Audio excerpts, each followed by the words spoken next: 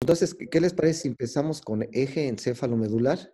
Nos vamos de médula espinal, tallo cerebral, cerebelo, con lo que sería hemisferios cerebrales. Vemos arterias, venas del encéfalo junto con meninges y líquido cerebroespinal. Y después nos vamos a ojo, oído y, nos vamos hacia músculos de la cabeza con arterias y venas de la cabeza. ¿Ok? Entonces, vamos a empezar, si me permiten, vamos a compartir la pantalla.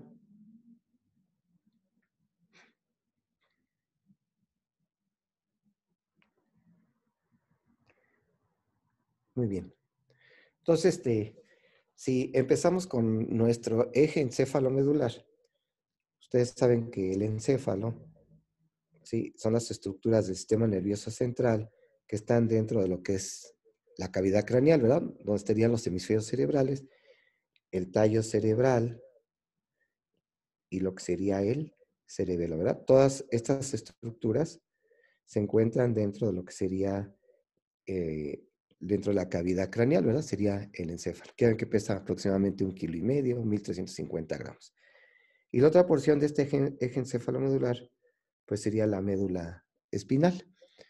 Si vemos la médula espinal, ustedes saben que la médula espinal se encuentra dentro de lo que es el canal raquídeo, ¿verdad?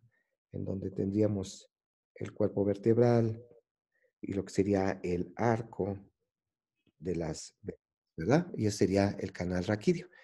Y aquí en el canal raquídeo, dentro de este canal raquídeo, se encontraría nuestra médula espinal, ¿verdad? Y esta médula espinal, dentro del canal raquídeo, pues cubierta por lo que sería la meninge, ¿verdad? La dura madre espinal, con aracnoides y la pía madre, que serían las cubiertas. Entonces, si hacemos un corte transversal de nuestra médula espinal, tendríamos en la porción más superficial lo que sería la dura madre espinal, ¿verdad? Entonces vamos a terminar aquí nuestra médula espinal, ¿verdad? Entonces tendríamos la dura madre espinal, que ustedes saben que deja un espacio con el hueso, con el canal raquídeo, que es el espacio epidural, ¿verdad? En el espacio epidural, ustedes saben que se encuentran la grasa, se encuentra un plexo venoso y se encuentra el paso de las raíces nerviosas de los nervios espinales envueltos por una prolongación de esta dura madre. Esos son los elementos que se encuentran en el espacio epidural. Profundamente a la dura madre se encontraría la aracnoides, ¿verdad? Están muy adosadas. Ahorita vamos a ver algunas disecciones entre la dura madre y la aracnoides, que ya ven que es la leptomeninge, la meninge delgadita, y la dura madre, la meninge gruesa, la paquimeninge. Y aquí, adosado propiamente al tejido nervioso, en este caso a la médula espinal, se encuentra nuestra pía madre. Y ya ven, saben que esta pía madre, hacia las porciones laterales, manda unas expansiones, que es el ligamento dentado. Entonces, que es un elemento de fijación de la médula espinal, el ligamento dentado que proviene de la pía madre. Entonces tendríamos aquí profundamente a la dura madre, la aracnoides, después pegadito al tejido cerebral, en este caso a la médula espinal, la pía madre, y ustedes saben que entre los dos va quedando aquí un espacio, que es el espacio subaracnoideo. En que este espacio aracnoideo, cuando se agranda, se llaman cisternas, y que dentro de este espacio aracnoideo se encuentra el líquido cefalorraquídeo, ¿verdad? O el líquido cerebroespinal. Y que entre la dura madre, que es aquí la de color azul, la dura, y la aracnoides, queda un espacio virtual, que es el espacio subdural, que solamente se hace aparente cuando se le colecciona sangre. Ya ustedes verán que son los hematomas subdurales. Ustedes saben que nuestra médula espinal está terminando a la altura de L1, L2, ¿verdad? Entonces viene nuestra médula espinal con una intumescencia cervical, una intumescencia lumbosacra, con ensanchamientos, que es donde están originando los plexos. Y termina aquí en lo que es el cono medular. Y está terminando a la altura entre la primera y la segunda vértebra lumbar. Y ustedes saben que por abajo del E2 se empiezan a formar, ¿sí?, los nervios sacros, coxigio y los lumbares, que van a formar la cola de caballo y que van a estar nadando en el líquido cefalorraquídeo, que decíamos que en este espacio subaracnoideo, cuando se agranda, se llaman las cisternas. Si pusiéramos aquí nuestra dura madre espinal, esta dura madre espinal, ustedes saben que termina a la altura de la segunda vértebra sacra. Entonces, a la altura de S2 está terminando la dura madre espinal. Y aquí vendría la aracnoides, ¿verdad? Que decíamos que la aracnoides va profundamente a la dura madre y por lo tanto la aracnoides termina a la altura de la segunda vértebra sacra. Y entonces se encuentra aquí un espacio subaracnoideo grande, ¿verdad? Que va a formar la denominada cisterna lumbar, que es importante, que es donde se toman las muestras de líquido cefalorraquídeo cuando sospechamos una meningitis, por ejemplo, ¿verdad? Y entonces, este cono medular se continúa con lo que sería el filum terminal. Entonces, aquí viene el filum terminal, que va a llegar a la altura de la segunda sacra, que es donde termina la dura espinal. Y ya ven que después se continúa como el ligamento coxigio. Aquí estaría el ligamento coxigio, que se va a fijar hasta el coxis, ¿verdad? Entonces, este ligamento coxigio, que es la continuación de lo que sería el filum terminal, ¿verdad? Que está formado principalmente de glía y de aracnoides. Y el ligamento coxigio se le agrega aracnoides y se le agrega también lo que sería la dura madre y su tejido fibroso, el ligamento coxigio. Aquí vendrían saliendo, ¿verdad?, los nervios espinales, que las porciones inferiores son así medio oblicuas, pero como vamos más hacia arriba, ya van saliendo en sentido transverso, encontrando su orificio de salida. Ustedes saben que existen 31 pares de nervios espinales que se disponen con 8 cervicales, 12 torácicos, 5 lumbares, 5 sacros y un solo coxigio, ¿verdad? Y eso nos daría los 31 pares de nervios espinales. El que haya 8 pares de nervios cervicales y solamente existan 7 vértebras cervicales, lo que va a provocar es que ustedes saben que entre el occipital y el atlas, aquí tendríamos las masas laterales del atlas con sus procesos transversos y el arco anterior, entre el occipital y el atlas está saliendo el primer nervio cervical, que sería C1, ¿verdad? Quiere decir que de C1 a C7, de nervios espinales, van a salir por arriba de su vértebra correspondiente. Entonces aquí tendríamos la odontoides del axis, ¿verdad? Y entonces entre C2 y C1 estaría saliendo C2, es decir, sale por arriba de su vértebra correspondiente, ¿verdad? C2, el nervio espinal C2, sale por arriba de la segunda vértebra cervical. Y esto va ocurriendo hasta que lleguemos entre C7 y T1, ¿verdad? Entonces aquí tuviéramos que este fuera C7 y esta T1. Entre C7, vamos a suponer que aquí entre C6 y C7, pues estará saliendo C7, ¿verdad? Por arriba de su vértebra correspondiente. Pero entre C7 y T1 va a salir C8, ¿verdad?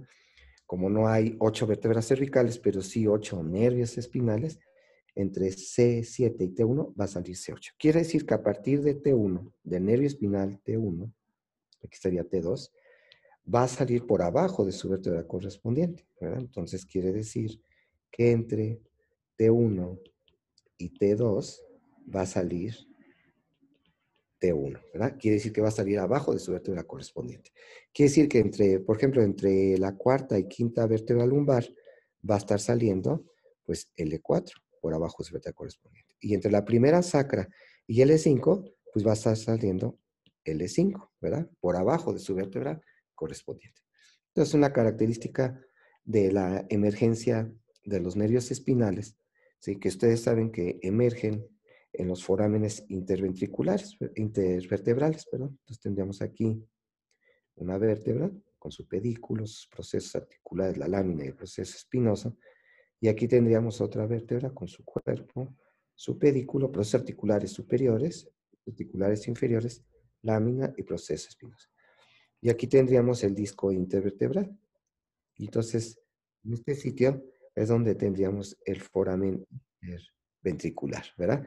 Que estaría limitado arriba y abajo por los pedículos, ¿sí? Hacia atrás por los procesos articulares, por las articulaciones cigohipofisiarias, ¿verdad? Entre los procesos articulares inferiores y superiores de las vértebras. Y hacia adelante estaría el cuerpo vertebral y el disco intervertebral. Y entonces ustedes saben que en este foramen interventricular está emergiendo nuestro nervio espinal, que ya decíamos, sale abajo, arriba de su vértebra correspondiente, entre C1 y C7. Y a partir de T1 salen por abajo de su vértebra correspondiente. Entonces, algunas son de las relaciones importantes que debemos tener en cuenta como médicos, porque ustedes saben que, por ejemplo, un sujeto puede tener una herniación del disco intervertebral, ¿verdad? Y esta herniación del disco intervertebral va a comprimir al nervio espinal que está saliendo por este foramen interventricular. Muy bien.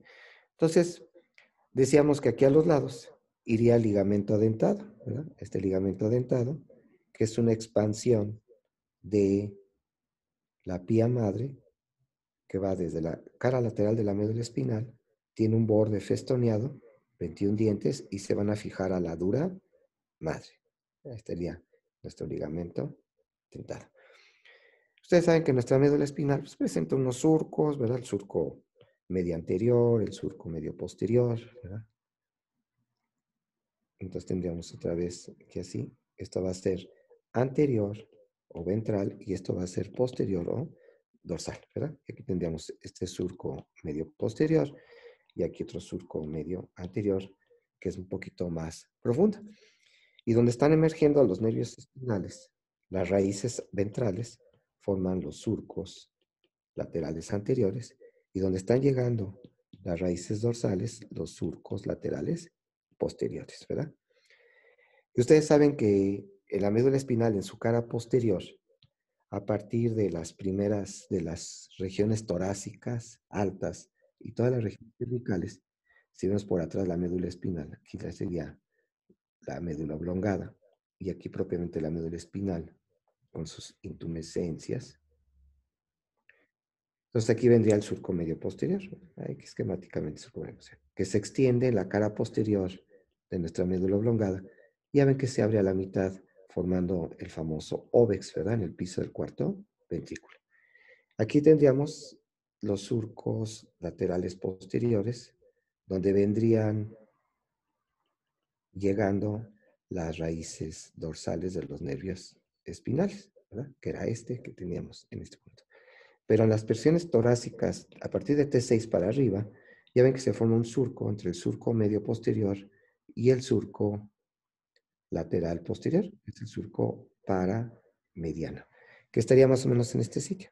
Aquí estaría el surco paramediano posterior, que ustedes saben que cuando ve uno la configuración interna de la médula espinal, este surco paramediano posterior está separando dos tractos ascendentes de la médula espinal, uno medial, ¿verdad? Que es cuneatus, y uno medial que es grácil, y uno lateral que es cuneatus, ¿verdad? Que sería cuneatus, que es lateral, y que están separados por el surco paramediano posterior.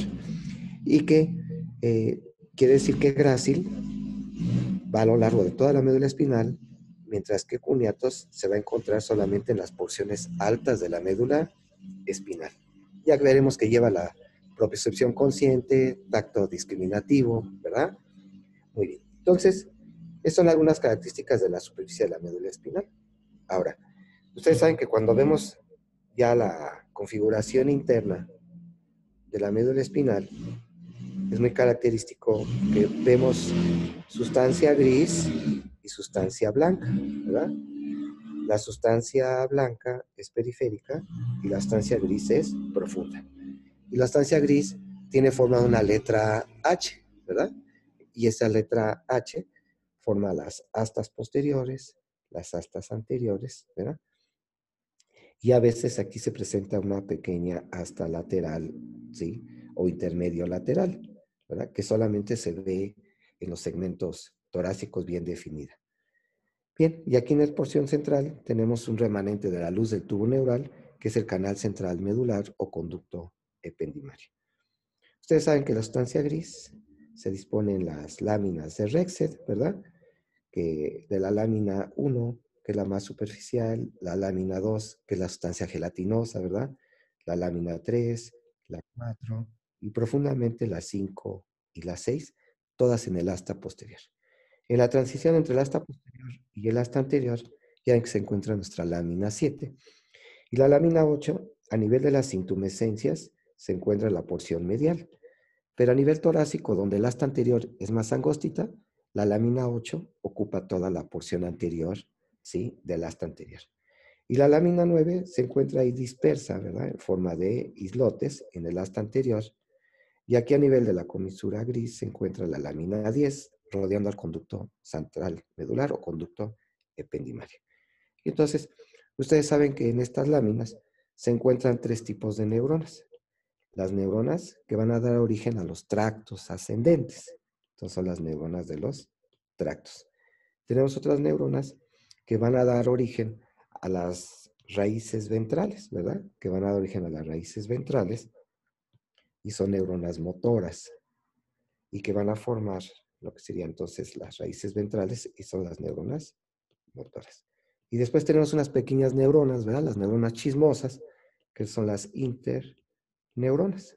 Entonces son los tres tipos de neuronas que ustedes pueden detectar en estas láminas de Rexel. Ustedes saben que estas neuronas de los tractos, muchas de ellas se encuentran en las porciones profundas del asta posterior, ¿verdad?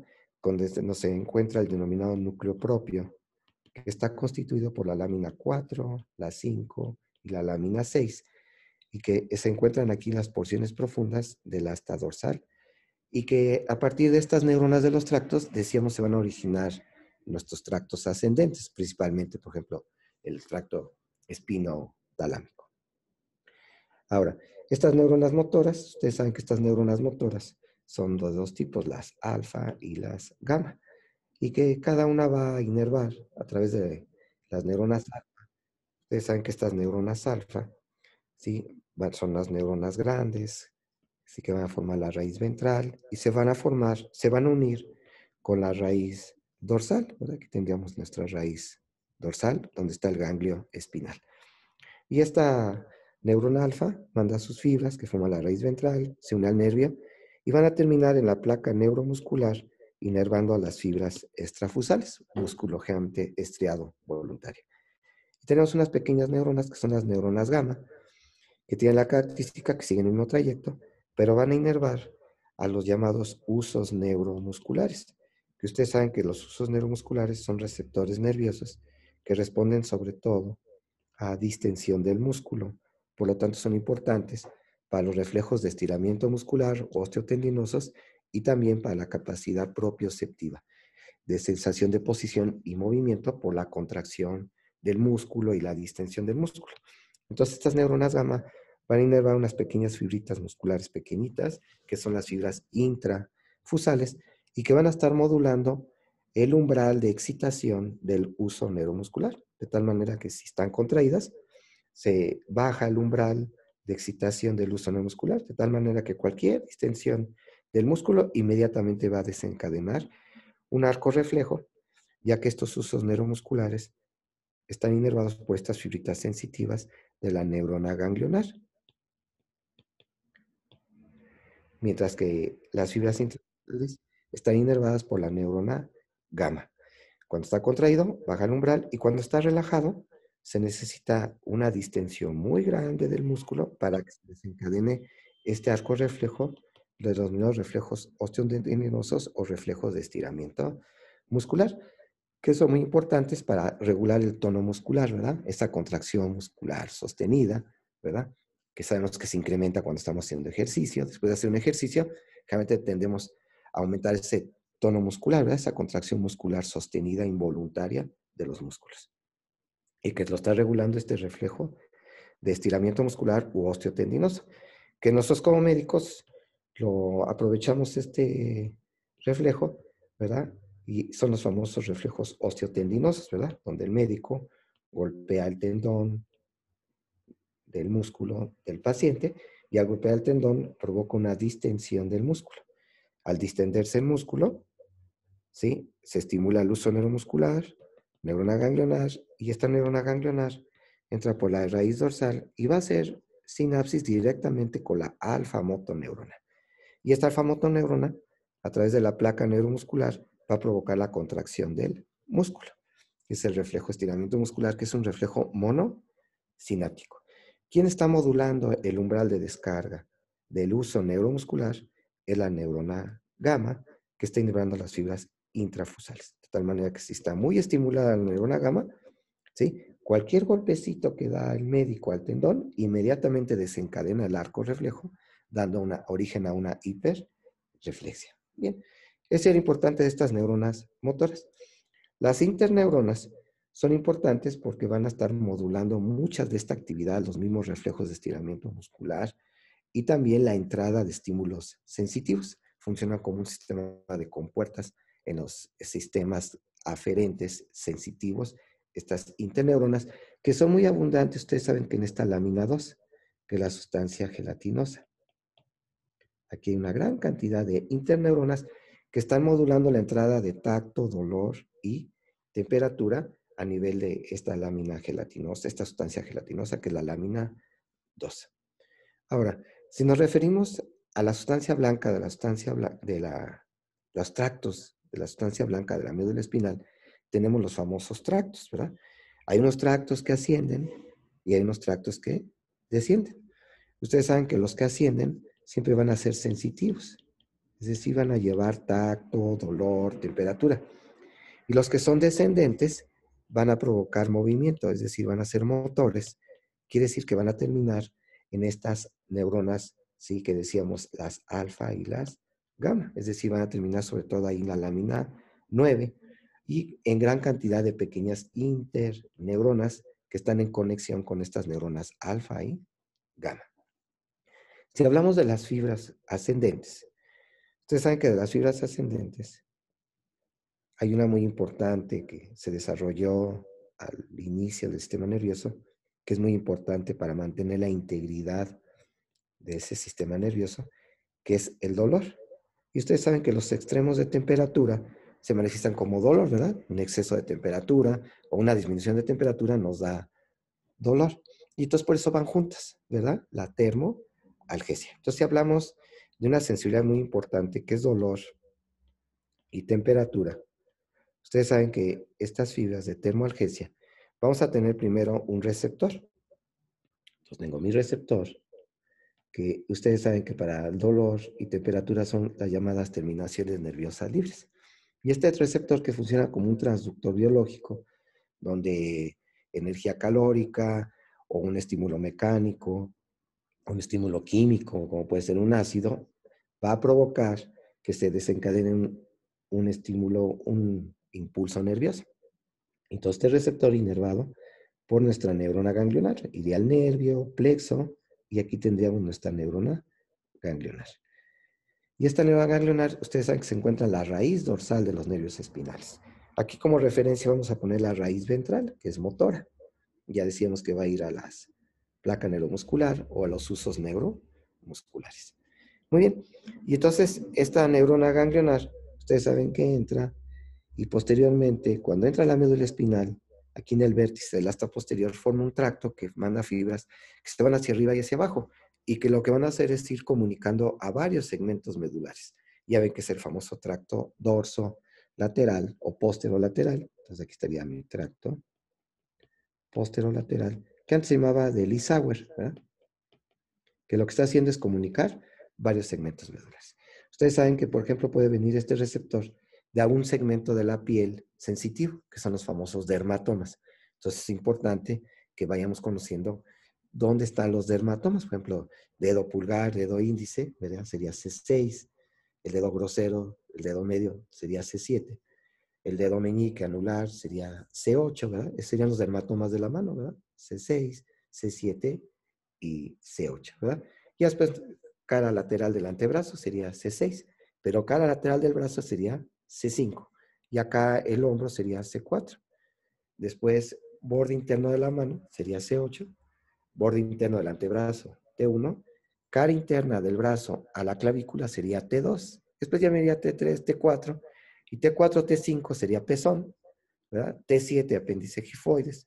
T10, ombligo. Y lo que sería ahí el pubis sería el L1 junto con la ingle. Entonces es importante que tengamos presente ahí en su programa. Ahí nos van recalcando cuáles serían los dermatomas importantes, ¿verdad? Y entonces, dependiendo del dermatoma, por ejemplo, si alguien se está quemando el dedo pulgar, ¿sí? De la mano derecha o de la mano izquierda, ¿verdad? En este caso sería del lado izquierdo. Y entonces sería el segmento medular, el dermatoma C6. Aquí lo importante es que va a entrar por la raíz nerviosa del nervio espinal C6, pero aquí lo interesante es que se extiende hacia arriba y hacia abajo a través del tracto posterolateral, abarcando otros segmentos medulares. Ya posteriormente ustedes saben que en el caso de dolor y temperatura, que es este caso que estamos analizando, va a llegar y va a hacer sinapsis en nuestras neuronas del tracto, que decíamos que se encuentran ahí en el núcleo propio, ¿verdad? Que sería el núcleo propio, las láminas, decíamos, ¿sí? 4, 5 y 6. Claro, aquí va a ser una pequeña sinapsis con pequeñas interneuronas en la lámina 2, ¿verdad? Y esta interneurona a su vez tiene también conexión con la neurona del tracto, que es el sistema de compuertas, donde se va a facilitar o inhibir la entrada de los estímulos, en este caso termoalgésicos. Esta neurona del tracto, ustedes saben que la característica que se decusa y asciende. Va a ascender en la posición anterior del cordón lateral y también en el cordón anterior. Es decir, va ascendiendo anterolateral y va a formar el tracto espinotalámico. Ya ven que antes se divide en anterior y lateral, bueno, no tiene caso dividirlo, ¿verdad?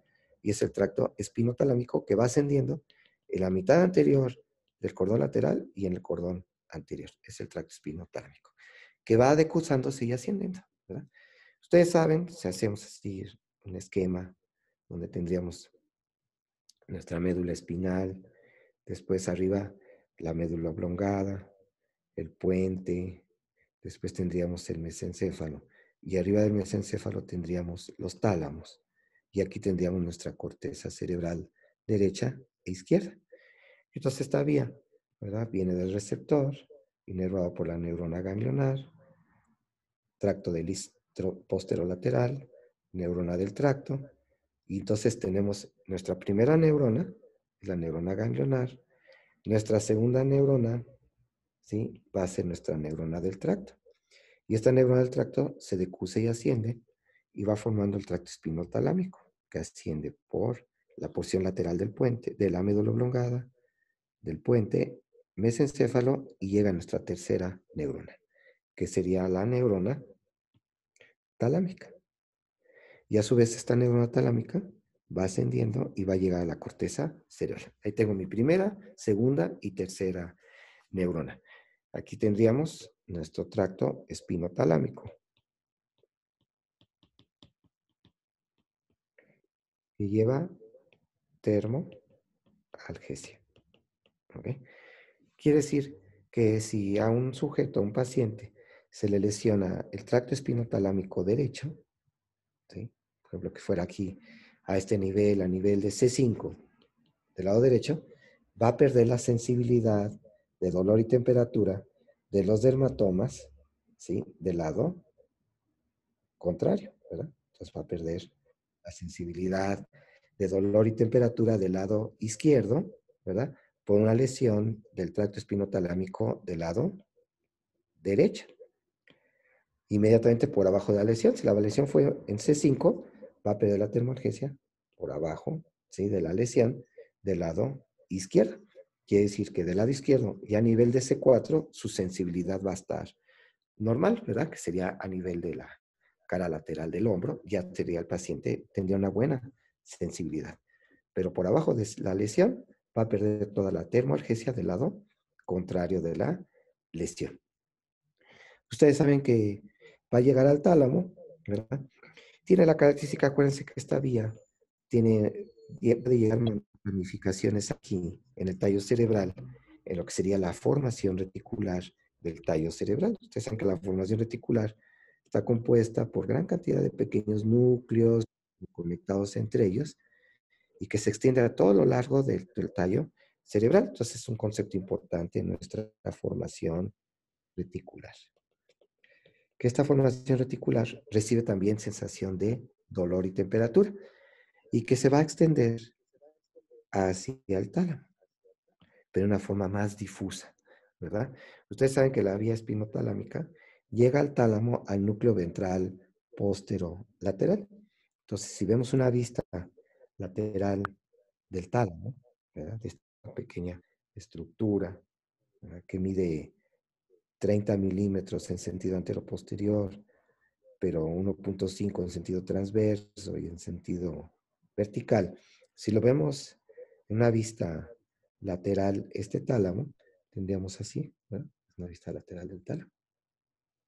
Y ya tendríamos los núcleos laterales del tálamo. Este es el extremo anterior, este es el extremo posterior, y esto mide 3 centímetros en sentido antero-posterior. Y estos núcleos laterales del tálamo se dividen en núcleos que están por arriba, que son los dorsales, y los núcleos que están por abajo, que son los ventrales. Los dorsales, tenemos el lateral dorsal, el lateral posterior, y el que tiene forma de un chipotito con una almohada, que es el pulvinar. Esos son los núcleos dorsales del tálamo.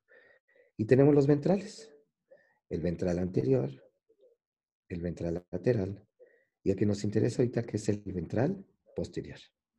Y este ventral posterior se subdivide en una porción medial y una porción lateral.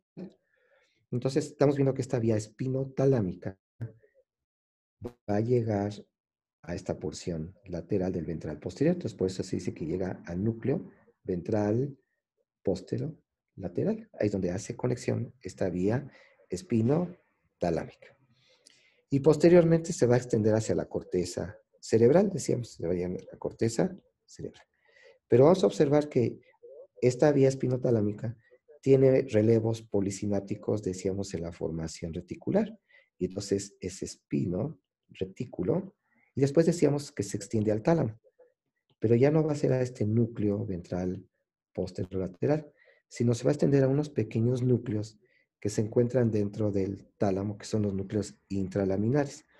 Si hiciéramos una vista aérea, una vista superior de los tálamos, ustedes saben que los tálamos, una vista superior, tienen más o menos esta disposición. En sentido antero-posterior, decíamos, 30 milímetros. Este es el polo anterior de los tálamos, este es el polo posterior. Y ustedes saben que los tálamos se están relacionando con las paredes laterales del tercer ventrículo. Este es el tercer ventrículo. Y que la mayoría de las veces los tálamos se unen por esta comisura, esta adherencia intertalámica, que está atravesando como un puente a esta pequeña cavidad que es el tercer ventrículo. Y ustedes saben que los tálamos están divididos por una sustancia blanca que hacia adelante se abre, que es la lámina medular interna. Entonces, la lámina medular interna del tálamo, que está dividiendo al tálamo en tres rebanadas. En el núcleo anterior, el núcleo medio dorsal y lo que se llama la masa nuclear lateral, que es la que estábamos viendo ahorita, una vista lateral, ¿verdad? La masa nuclear lateral. Esta lámina medular interna tiene la característica que manda unas ramificaciones, pequeñitas ramificaciones, que van a limitar a otros pequeños núcleos dentro del tálamo, que son los denominados núcleos intralaminares. Entonces, estos núcleos intralaminares son los primeros que aparecen en la evolución de las especies. Quiere decir que en un pez tiene casi únicamente núcleos intralaminares. Y estos núcleos intralaminares tenemos principalmente dos, ¿sí? Que es el centro mediano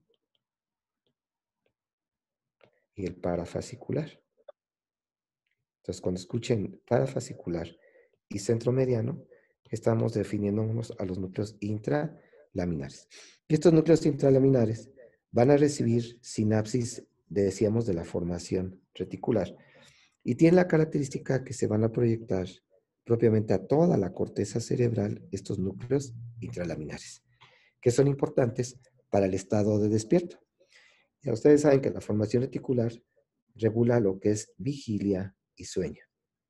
La vigilia lo regula por el denominado sistema reticular activador ascendente, que es formación reticular que nace en la unión ponto-mesencefálica. Si ves una vista lateral del tallo cerebral, hay núcleos de la formación reticular exactamente en la unión del mesencéfalo con el puente.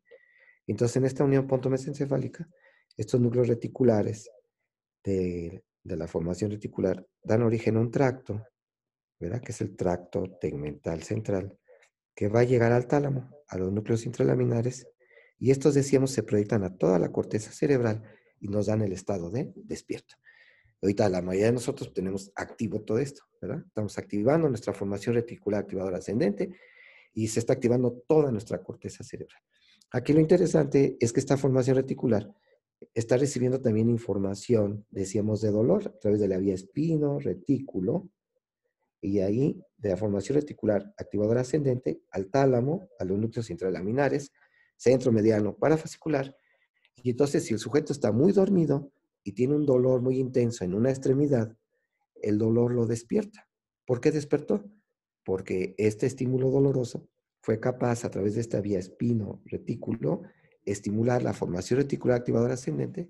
El sujeto despierta y en ese momento se hace consciente la sensación dolorosa que tenía en una extremidad, ¿verdad? Entonces, lo importante de que vemos que la formación reticular está recibiendo información dolorosa.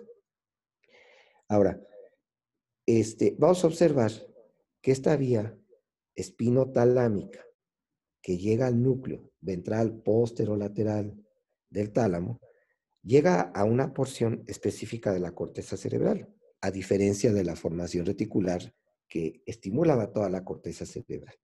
Y entonces, ustedes saben que el lóbulo sensitivo es el lóbulo parietal. Entonces, aquí tenemos una vista lateral de nuestro hemisferio cerebral. Tendríamos aquí el surco central, que nos separa el lóbulo frontal del lóbulo parietal. Y acá hacia abajo me lo está separando del lóbulo temporal nuestra cisura lateral o la cisura de Silvio. Y aquí tenemos la cisura o el surco central que antes se llamaba de Rolando. Aquí vamos a tener parte de una pequeña cisura que es la cisura parieto-occipital, que separa el occipital del. Y este parietal, ¿sí? Vamos a tener aquí el surco postcentral y el surco intraparietal, ¿verdad? Entonces aquí tenemos el intraparietal y el surco postcentral.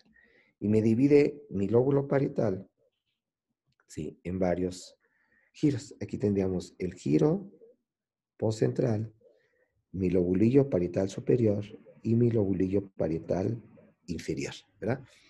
Ustedes saben que aquí en el giro postcentral, que sería este, el postcentral, es donde se encuentra el área somestésica primaria o sensitiva primaria, donde se hace consciente tacto, dolor, temperatura, sensación de posición, movimiento, vibración, ¿sí? Y es donde se encuentra el homúnculo sensitivo de Penfield, ¿verdad?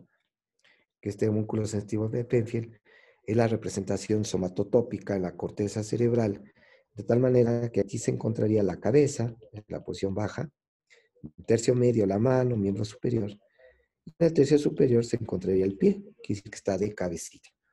Y es un hombrecillo mal hecho, pues se llama homúnculo, donde tenemos una cabezota, la cabeza es muy sensible, ¿verdad? Y ustedes saben que de la cabeza las zonas más sensibles son los labios, entonces tienen los labios muy grandotes. Después tiene unas manotas, que las manos son muy sensibles, y tiene un dedo índice muy grande, que es el dedo más sensible, ¿verdad? Y ya estaría aquí arriba el pie, ¿sí? Junto con la representación de los genitales, que también es una estructura muy sensible. Y entonces aquí es donde va a llegar esta vía espino-tálamo cortical, ¿verdad? Esta vía que estamos ascendiendo, ¿verdad? Nuestra primera neurona ganglionar, nuestra segunda neurona, la neurona del tracto, nuestra tercera neurona es del tálamo, y se hace consciente el estímulo aquí en lo que sería en el giro postcentral, en el área somestésica primaria.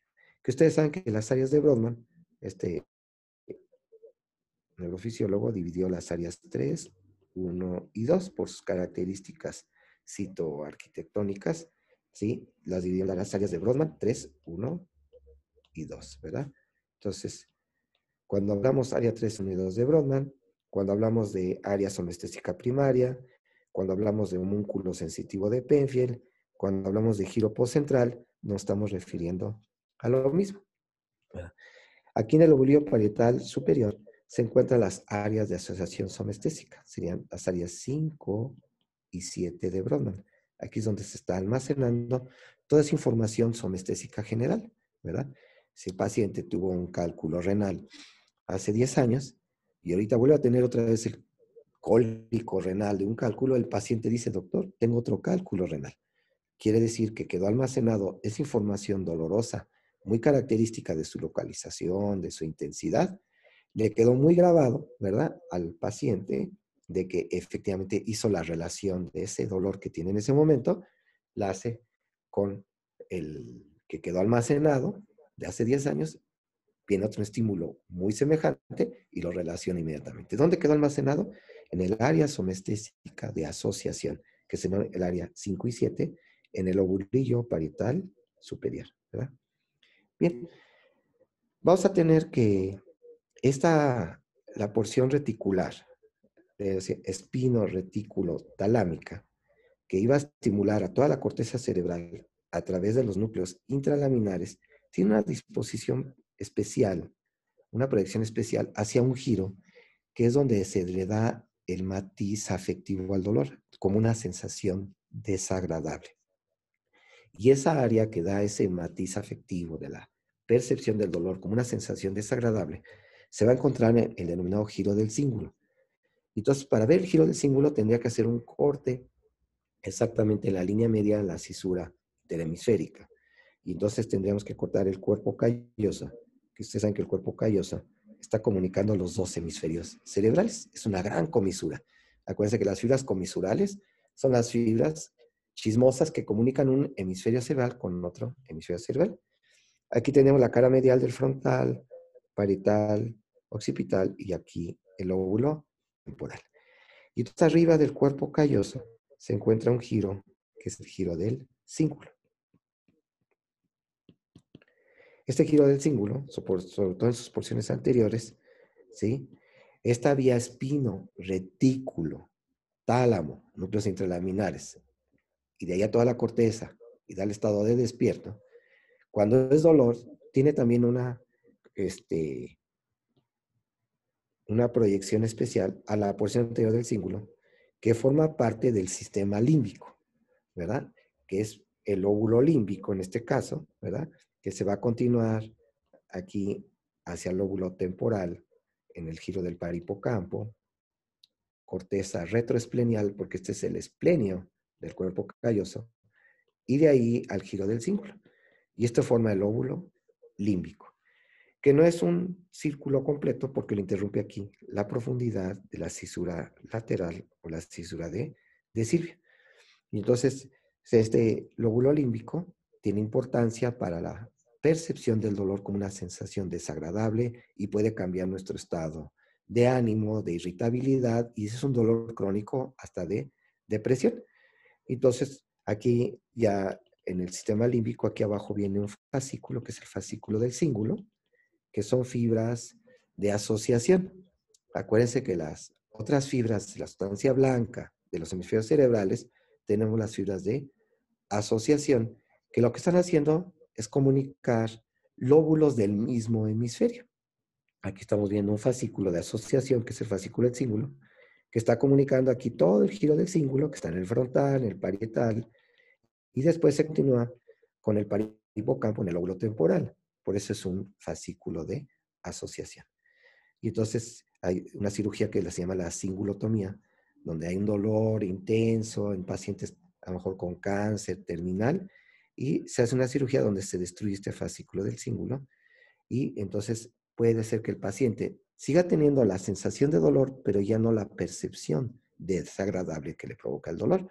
Y el paciente lo manifiesta, esas sensaciones dolorosas como de tacto o depresión, ya no le provoca esa percepción desagradable al destruir este fascículo del cíngulo que forma parte del sistema límbico, que es importante para la percepción desagradable del dolor.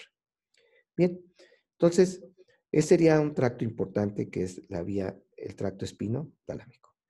Lleva dolor y temperatura, y también se dice que lleva tacto superficial o no discriminativo. Pero ustedes saben que hay otra vía, tracto ascendente, que va por los cordones posteriores, que son el fascículo, el tracto de Gracil y el tracto de cuneiforme. Estos tractos van a llevar, ¿sí?, la vibración, el tacto discriminativo, la sensación de propiocepción consciente, es decir, la sensación de posición y de movimiento, y así la sensación de peso y la discriminación entre dos puntos. ¿Sí? Entonces, vibración, tacto discriminativo, tacto fino, propiocepción consciente, que es la sensación de posición y movimiento. Yo, sin ver mi mano, sé que está empuñada; sin ver mi mano, sé que se está abriendo y cerrando los dedos de mi mano derecha. Esa sería la sensación de propiocepción consciente, que ustedes saben que es muy importante para mantener el equilibrio, ¿verdad? Porque yo, sin ver mis extremidades inferiores, sé en qué posición están para mantener el equilibrio de estar parado. Si yo perdiera esa sensación de propiocepción, ¿sí?, que no supiera en qué posición están mis extremidades inferiores, no podría mantener el equilibrio, la posición de pie. Y entonces tendría que dirigir mi mirada hacia mis pies para saber en qué posición están cuando pierdo esta sensación de propiocepción consciente. Y entonces vamos a ver que esta sensación de propiocepción, pues vamos a tener también nuestro receptor, ¿verdad? Pero ese receptor generalmente van a ser receptores que se van a encontrar, por ejemplo, en los usos neuromusculares de distensión del músculo, ¿verdad? Que decíamos importantes para el reflejo de estiramiento muscular. También va a estar en la piel, ya en estímulo, en receptores más especializados, ¿verdad? Como son los corpúsculos de Meissner. Y entonces vamos a tener que van a estar inervados por una neurona ganglionar, primera neurona ganglionar. Pero esta neurona ganglionar tiene la característica que va a ascender en forma directa por los cordones posteriores.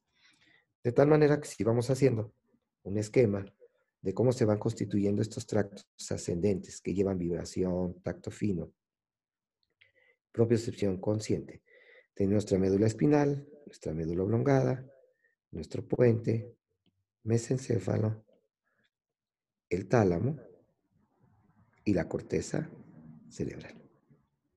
Vamos a ver primero que tendríamos la sensación de propiocepción, tacto fino de la porción inferior del cuerpo, miembro inferior y porción inferior del tronco. Teníamos estos receptores profundos, usos neuromusculares, corpúsculos de Meissner, primera neurona ganglionar. Entra, también pasa por el tracto posterolateral, pero asciende en forma directa. ¿Verdad? Entonces vamos poniendo aquí más medialmente, ¿verdad? Irá ascendiendo en forma directa, ¿sí? Y va ocupando los cordones posteriores en su porción medial profunda.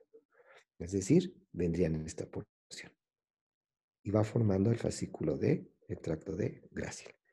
Después tendríamos de la extremidad superior, ¿verdad? Entonces tenemos aquí de nuestra extremidad superior, ¿verdad? Entonces, en nuestra extremidad superior tendríamos aquí los receptores profundos, nuestra neurona ganglionar. Entra y ahora se acopla en la porción lateral, ¿verdad?, del cordón posterior, y entonces va a formar el tracto de cuneatus o cuneiforme, grácil y cuneiforme. Van ascendiendo en forma directa, medialmente grácil, lateralmente cuneiforme. Y ya se acuerdan que era donde se va a formar el surco paramediano posterior, ¿verdad?, que se separaba aquí, grácil, cuneiforme, que solamente se encuentran las porciones torácica alta y de ahí la porción cervical de la médula espinal. Cuando van a llegar a la médula oblongada en su porción baja, se van a encontrar el núcleo cuneiforme y el núcleo grácil. Y entonces ya tenemos nuestra segunda neurona. Y después de esta segunda neurona, ustedes saben que estas fibras lo que van a hacer es decusarse, ¿verdad? Se van a decusar y después de decusarse van a ascender. Entonces tenemos aquí el de cuneiforme y aquí tendríamos el de grácil. Entonces se decusan en la médula oblongada en su porción más baja. Y van a ascender, ¿sí? Formando lo que es el hemisco medio, que va a llegar también otra vez al tálamo, tanto cuneiforme como grácil. Y tendríamos nuestra tercera neurona. Entonces, esto sería el hemisco medio. Entonces, cuando escuchen el hemisco medio, es igual a grácil y cuneiforme y lleva la información del BTPP, ¿verdad? Vibración, tacto fino, propiocepción y sensación de peso y la discriminación entre dos puntos, ¿verdad? Posteriormente va a llegar al tálamo. ¿A qué núcleo del tálamo? Al mismo que habíamos visto hace rato, ¿verdad? Donde llegaba también la vía espinotalámica. Es decir, va a llegar también a este núcleo, que sería el ventral póstero lateral. Ahí se va a encontrar la tercera neurona, que es la misma que de la vía espinotalámica que decíamos de la termoalgesia. Y después van a ascender a la corteza cerebral. ¿A qué sitio? Al mismo sitio donde llegó el tracto espinotalámico de termoalgesia, es decir, al giro postcentral, al área somestésica primaria, el homúnculo sensitivo de Penfield, área 3, 1 y 2D de Brodmann. Y se hace consciente ahí la sensación de posición y de movimiento, ¿verdad? Y yo entonces a través de este tacto fino, esta sensación de propiocepción, yo puedo reconocer objetos a través del tacto, ¿verdad? Entonces yo puedo meter la mano, ¿verdad? A la bolsa del pantalón y sacar una moneda de 10 pesos para pagar cuando sube uno al microbús, ¿verdad? De tal manera que yo pude identificar, manipulando la moneda que está en la bolsa del pantalón, pude identificar su textura, tacto fino, pude identificar su forma al manipularla, ¿verdad? Propiocepción, mis articulaciones están moviendo y voy percibiendo la forma. Y lo voy asociando con mi área de asociación somestésica, que sería el lóbulo parietal superior, en las áreas 5 y 7 de Brodmann, y inmediatamente hago esa relación de tacto fino, de la textura, peso, forma de la moneda y digo, esta es una moneda de 10 pesos sin necesidad de verla, que son capacidades de funciones cerebrales superiores, que en este caso se la llama la estereognosia, ¿verdad? Reconocimiento de objetos a través del tacto. Muy bien, entonces, esa sería aquí la vía de grácil y cuneiforme. Quiere decir que si un sujeto se le comprime su médula espinal del lado derecho, que comprime los cordones posteriores del lado derecho, ¿sí? El paciente va a perder la sensación de posición, sensación de movimiento, así como también de tacto fino, tacto discriminativo, del mismo lado de la lesión.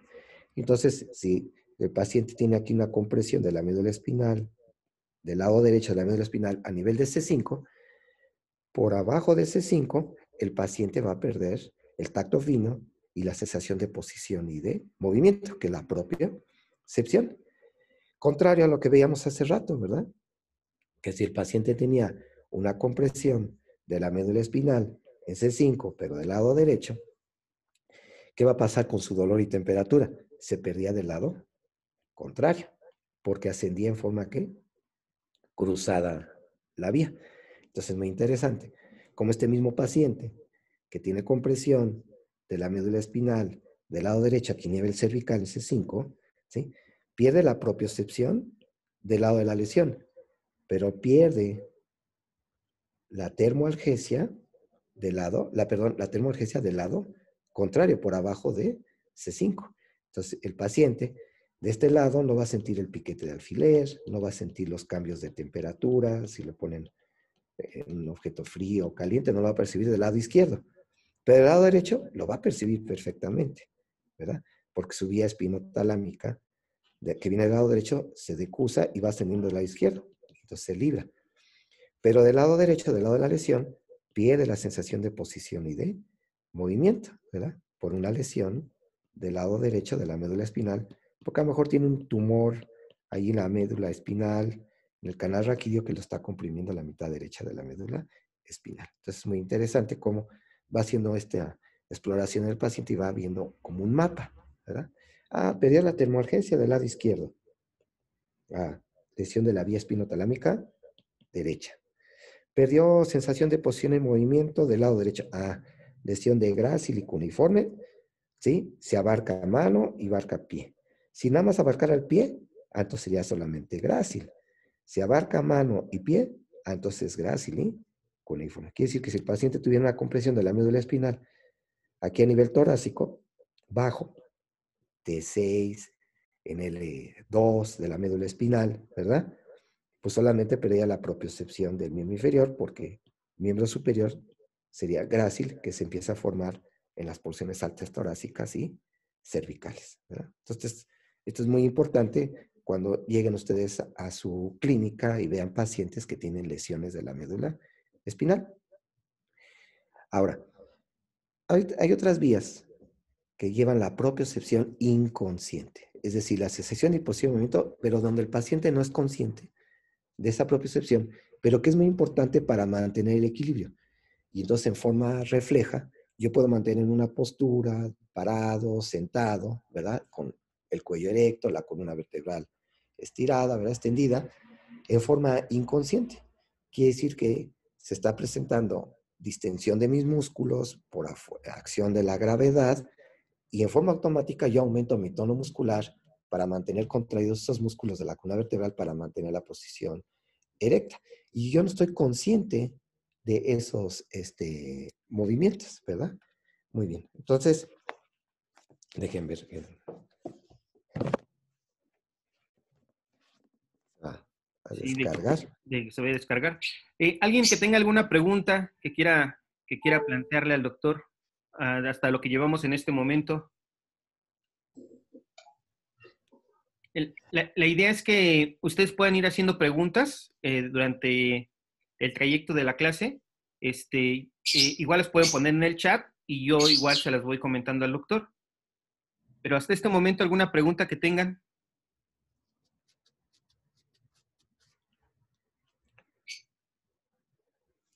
A ver, hablen. ¿Están ahí? Todo bien, gracias. Todo ¿Todo bien. bien? Gracias, doctor. Bueno, yo tengo una pregunta rápida. Sí. Entonces, el tracto espinotalámico se relaciona con la formación reticular, pero la formación reticular activadora ascendente, como bien mencionado, dando en toda la corteza cerebral. Es correcto, sí. La formación articular activada ascendente sirve para el estado de despierto porque activa toda la corteza cerebral. La vía espino-reticular que lleva dolor es capaz de estimular a este sistema.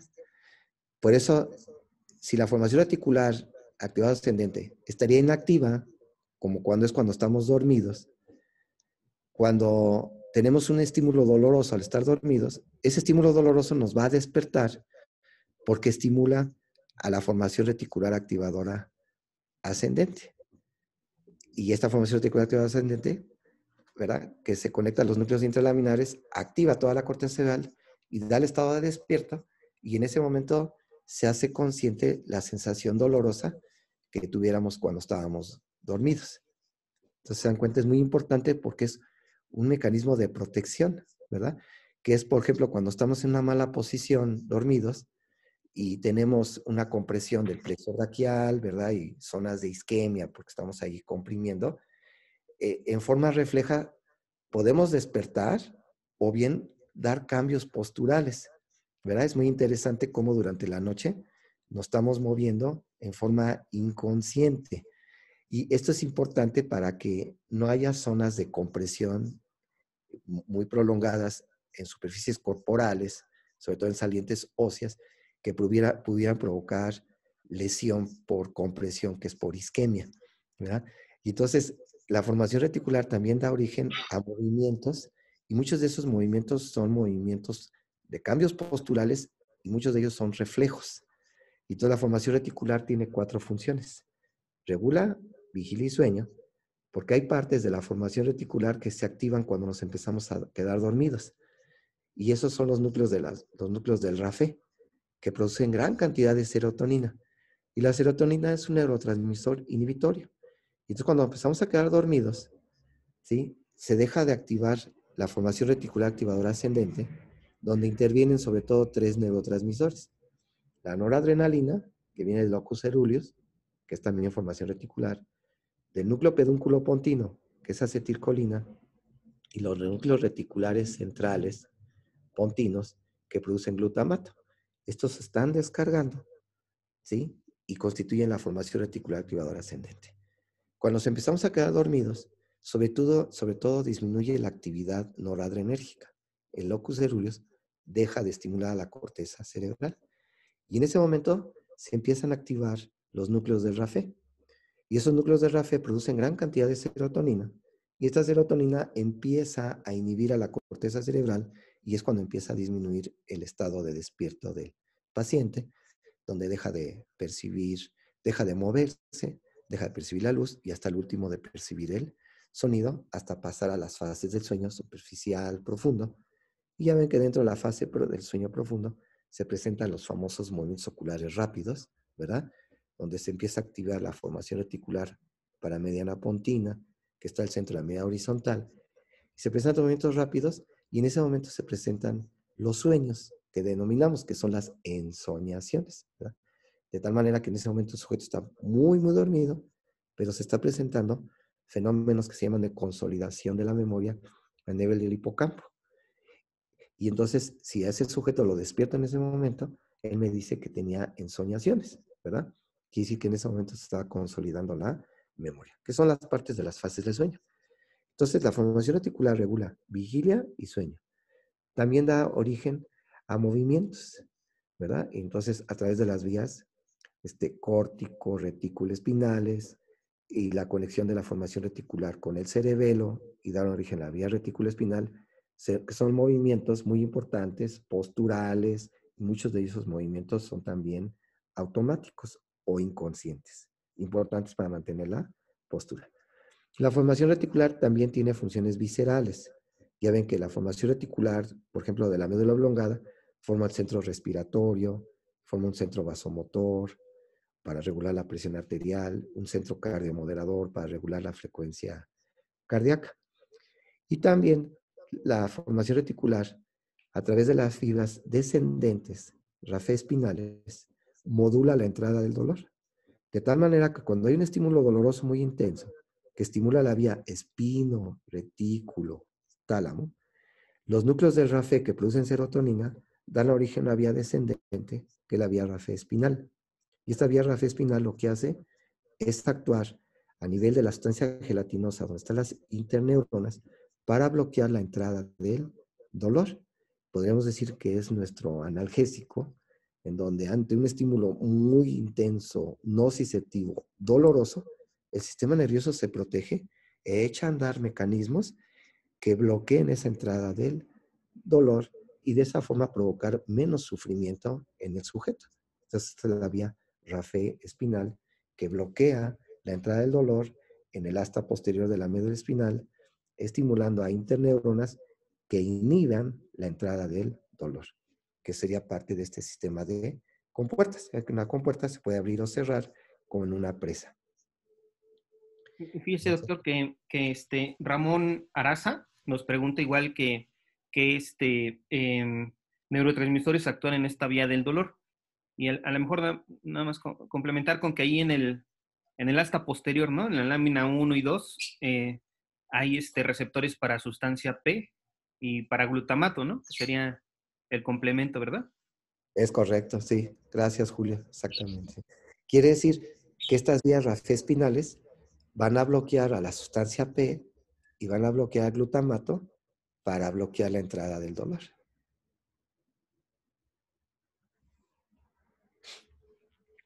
Muy bien. No sé si hay alguna otra pregunta, Julio. No, nada más tenemos esas dos preguntas, doctor. Ok, muy bien. Entonces, decíamos que dentro de estas vías ascendentes había las vías propioceptivas inconscientes muy importantes para mantener el equilibrio. Y ustedes saben que esas vías inconscientes tenemos la espinocerebelosa dorsal o posterior y la espinocerebelosa ventral o anterior, que van aquí en el cordón lateral, ¿sí? Uno en la porción posterior, espinocerebelosa posterior, y la espinocerebelosa anterior o ventral en la porción anterior del cordón lateral. Ustedes saben que estas vías espinocerebelosas llevan la propiocepción inconsciente muy importante para mantener el equilibrio. Sobre todo la espinocerebelosa posterior del tronco y miembro inferior. Y la espinocerebelosa anterior exclusivamente del miembro inferior. Entonces, esta propiocepción inconsciente del tronco y del miembro inferior asciende en forma directa en la espinocerebelosa. Ya ven que aquí hay un núcleo que se encuentra aquí profundo en el asta posterior, en la lámina ya 7 de Rexed, que es el núcleo torácico. Y este núcleo torácico está recibiendo, ¿sí?, información propioceptiva de la neurona ganglionar que va a hacer conexión y va a ascender en forma directa, formando el tracto espinocerebeloso posterior. En cambio, el espinocerebeloso ventral o anterior, recuerden que viene de acá también, de las porciones profundas del asta posterior, pero viene de fibras que se decusan. Entonces, este es decusado, en cambio, el espinocerebeloso posterior es directo.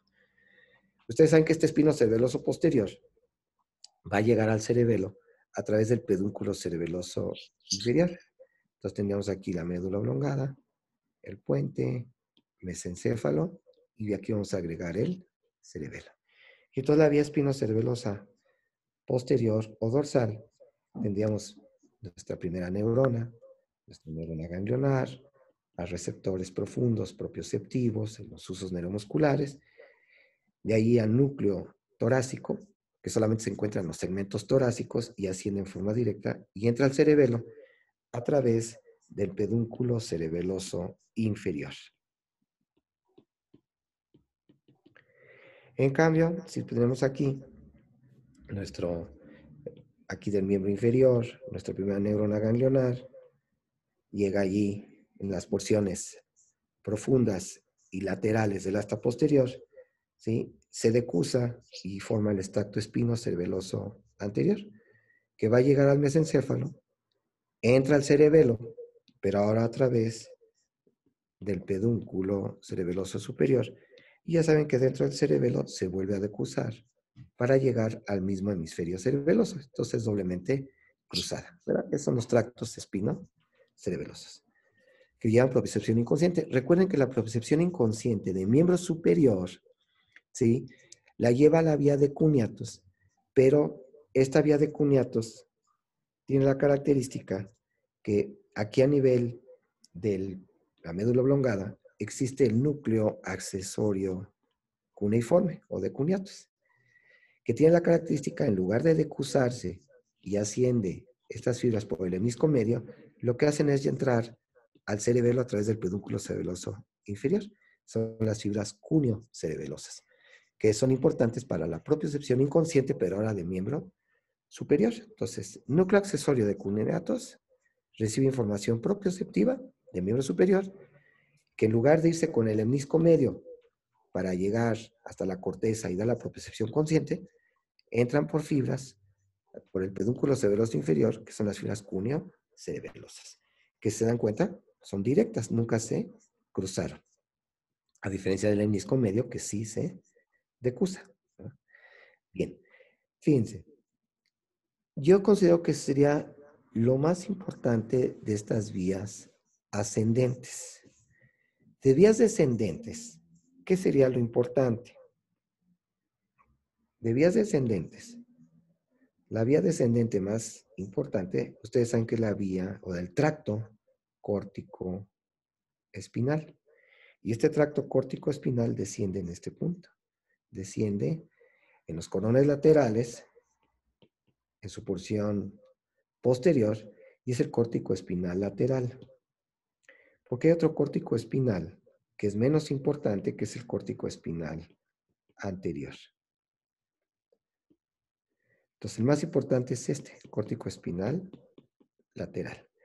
A final de cuentas, ¿sí?, este córtico espinal lateral va a terminar en la lámina 9 de Rexed en interneuronas, que a su vez se van a conectar con las neuronas alfa y las neuronas gamma, ¿verdad? Y van a formar aquí estas neuronas, ¿verdad? Entonces van a ir formando aquí la raíz ventral, nervio espinal, y terminan en la placa neuromuscular inervando a las fibras extrafusales, ¿verdad? Y tendremos las pequeñas neuronas gamma inervando a las fibras intrafusales del uso neuromuscular.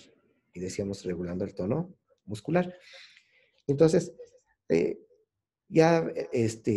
cuando hablamos de córtico espinal, estamos hablando de la neurona motora superior. Y entonces, este tracto córtico espinal, si vamos otra vez haciendo nuestro esquema, nuestra médula espinal, nuestra médula oblongada, puente, mesencéfalo, tálamo y corteza cerebral. Y aquí voy a agregar que laterales al tálamo se encuentran unos núcleos que forman parte del cuerpo estriado, que sería el núcleo lenticular.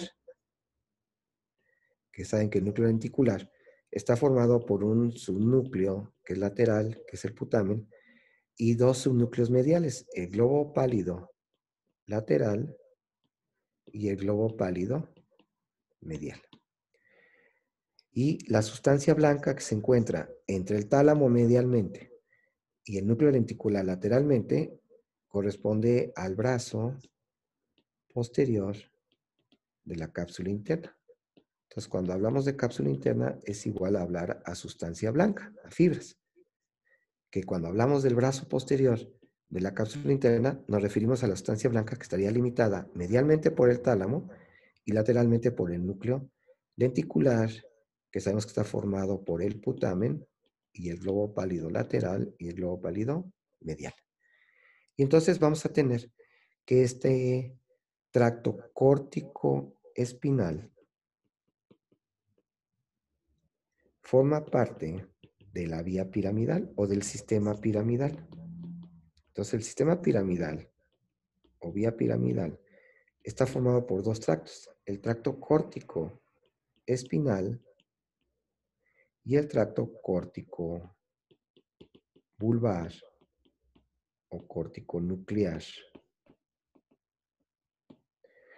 Y entonces, vamos a observar que este sistema piramidal, la gran mayoría de sus fibras, se dice que un tercio de las fibras, van a nacer del lóbulo motor. Entonces tendremos otra vez nuestro surco central, y aquí tendríamos el lóbulo frontal, el temporal, parietal, cisura parieto-occipital, el occipital. Y entonces el frontal tengo un surco precentral, un surco frontal superior y el surco frontal inferior.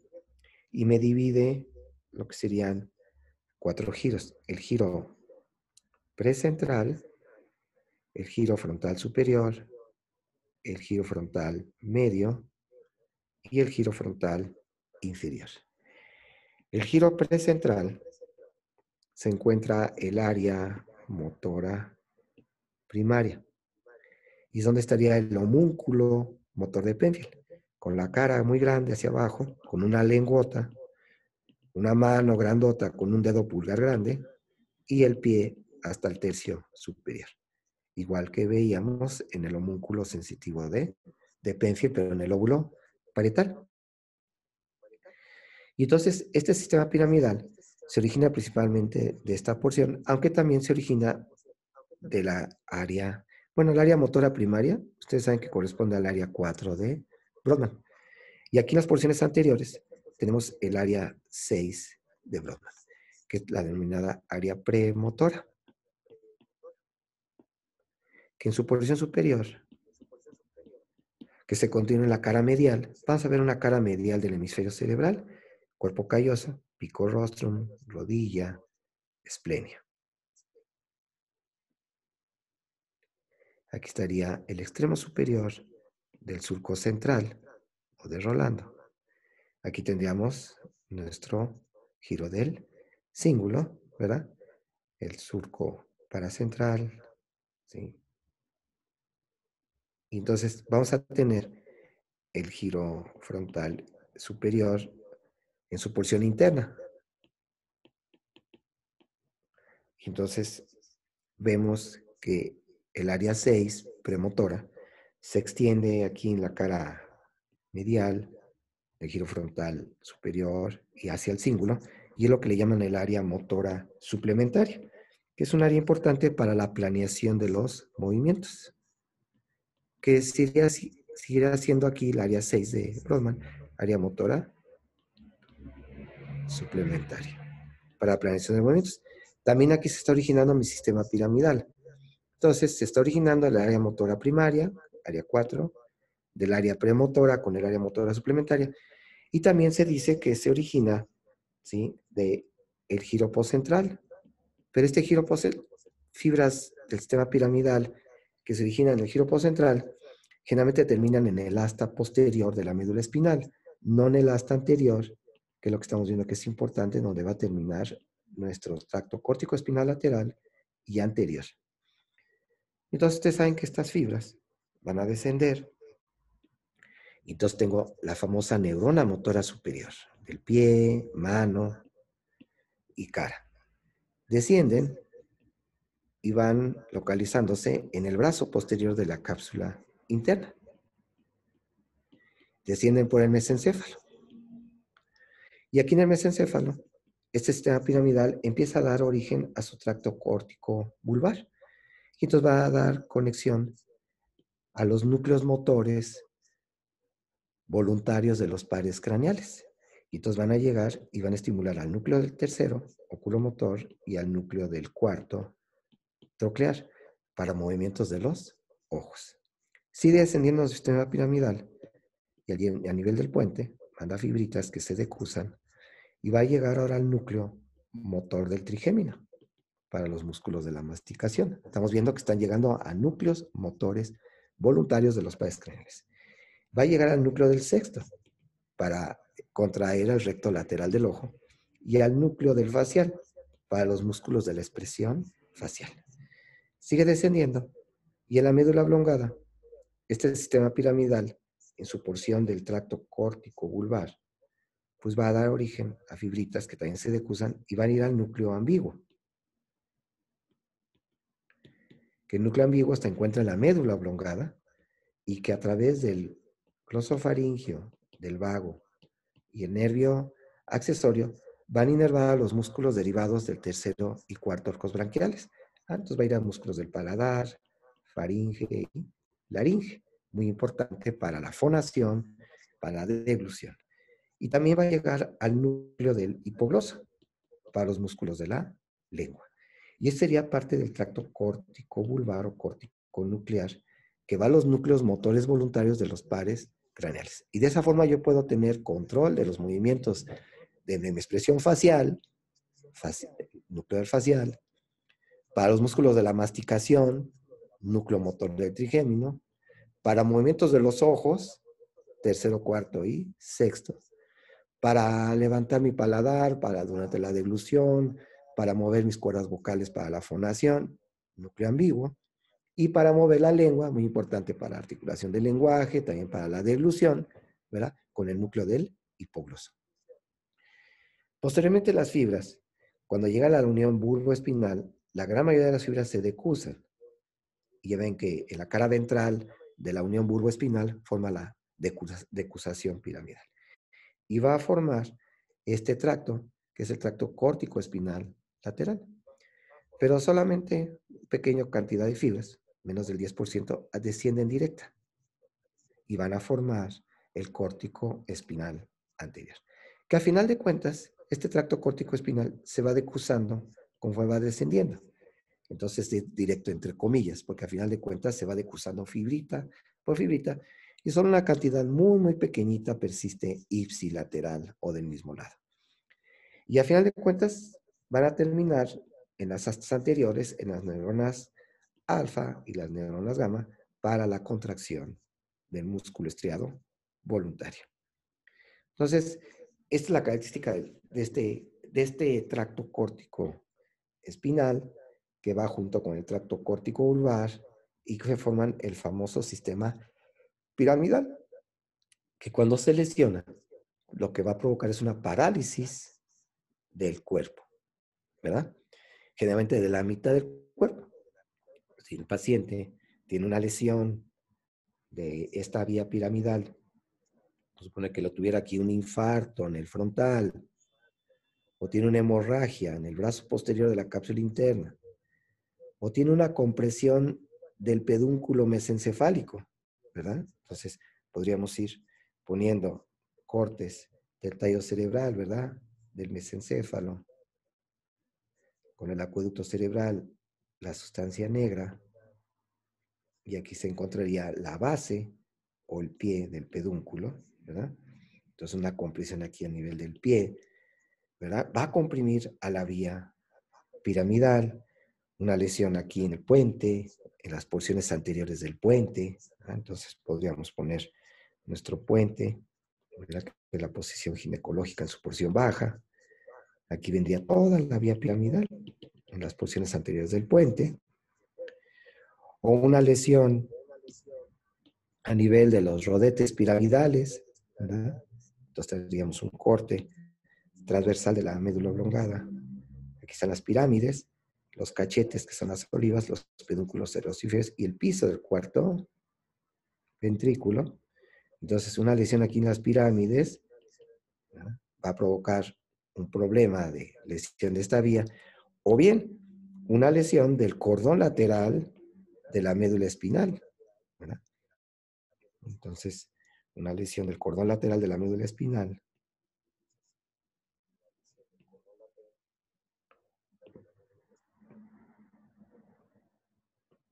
Entonces, aquí va a provocar una parálisis de la mitad del cuerpo. Muy bien. Me parece que dejó de compartir. A ver, ya. Okay. Muy bien. Entonces, fíjense, esto es importante. Vamos a suponer que es un paciente.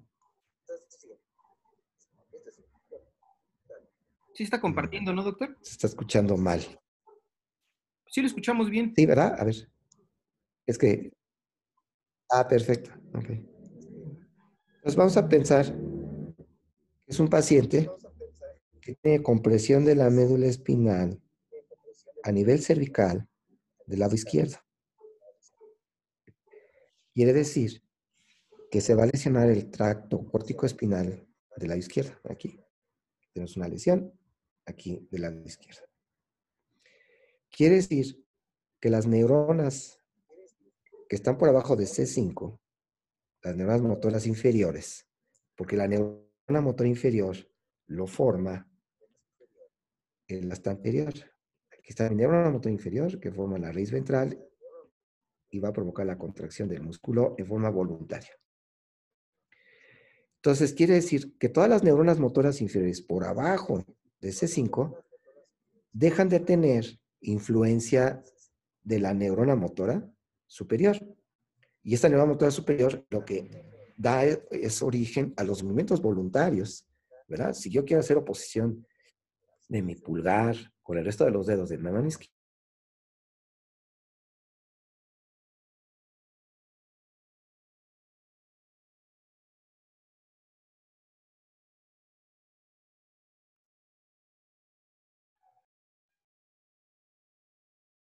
Creo que se cortó.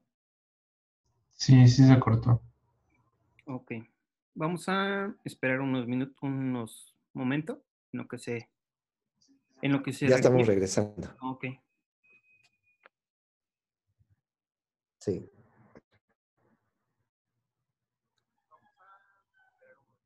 listo.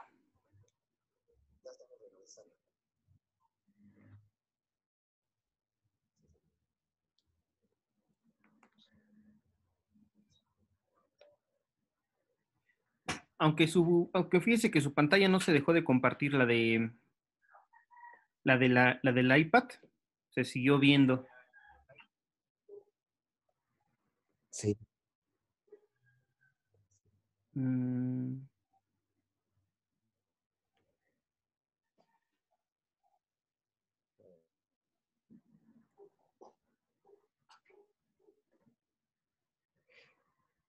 No sé qué pasó. A ver, pantalla. Detener.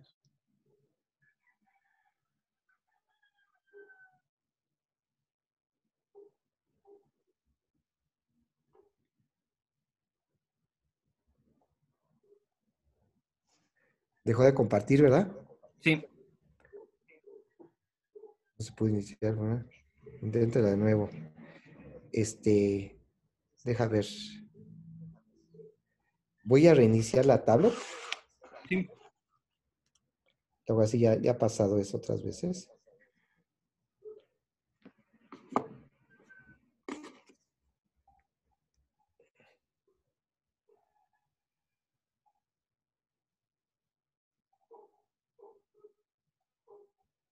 ¿Se escucha, Julio? Sí, sí se escucha. Se trabó su imagen, pero sí se escucha. Bueno, ya no lo escuchamos.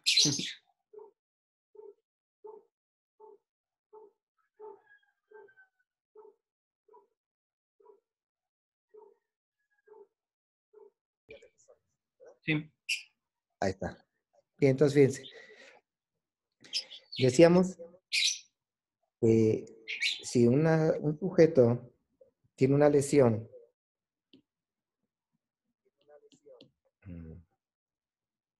aquí en la médula espinal,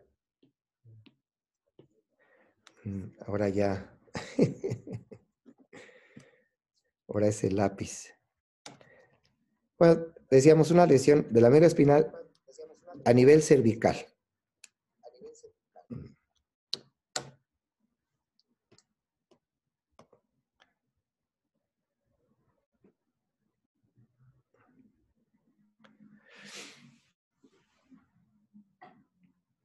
En C5.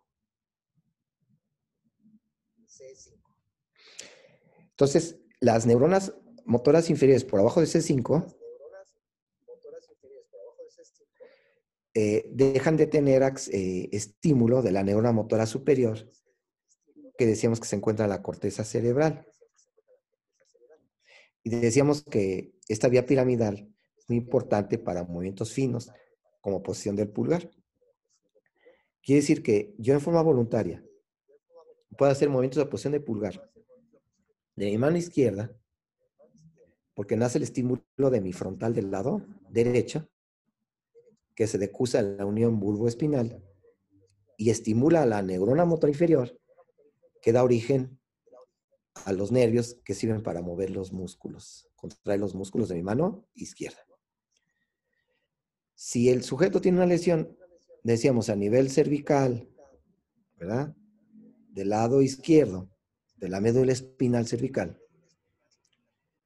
quiere decir que las neuronas motoras inferiores, debajo de ese 5 ya no van a tener influencia de la neurona motora superior. Y entonces el paciente va a tener parálisis de todo el hemicuerpo del lado izquierdo. Pues si la lesión está en C5, pues se va a lesionar todas las neuronas motoras inferiores que dan origen al plexo braquial, ¿no? Ya lo veremos, de C5 hasta T1. Así como también las neuronas motoras inferiores que dan al plexo lumbosacro, ¿no? Todas las neuronas motoras inferiores que se encuentran a nivel lumbar y sacro. Y entonces el sujeto por eso va a tener parálisis de la mitad del cuerpo. Del mismo lado, si la lesión es a nivel de la médula espinal en el cordón lateral. Pero ¿qué sucede si tiene lesión de este tracto córtico espinal por arriba de la decusación? Entonces tiene que ser la porción lateral derecha de la médula oblongada, aquí, lo que decíamos en las pirámides, ¿verdad? O en el puente, o en el pedúnculo cerebral, ¿verdad? Entonces aquí en el pedúnculo cerebral, o en el puente, o aquí en la médula, en la pirámide, o donde más, en la cápsula interna del lado derecho, o un infarto frontal derecho, ¿verdad? Y entonces el paciente tiene la lesión del lado derecho y se le paralizan las extremidades del lado, ¿qué? Izquierdo. Entonces fíjense cómo es importante saber a qué nivel está lesionada este tracto córtico espinal, si es arriba de la decusación o abajo de la decusación. Si es abajo de la decusación, como es aquí en la médula espinal, se va a presentar la parálisis del mismo lado. Lesiones del lado izquierdo, parálisis del lado izquierdo. Pero si la lesión es por arriba de la decusación, tiene una lesión del lado derecho y la parálisis es del lado, ¿qué? Izquierdo, ¿verdad? Entonces, es el clásico síndrome de neumotora superior. Muy bien. Entonces, no sé si existe alguna duda hasta aquí.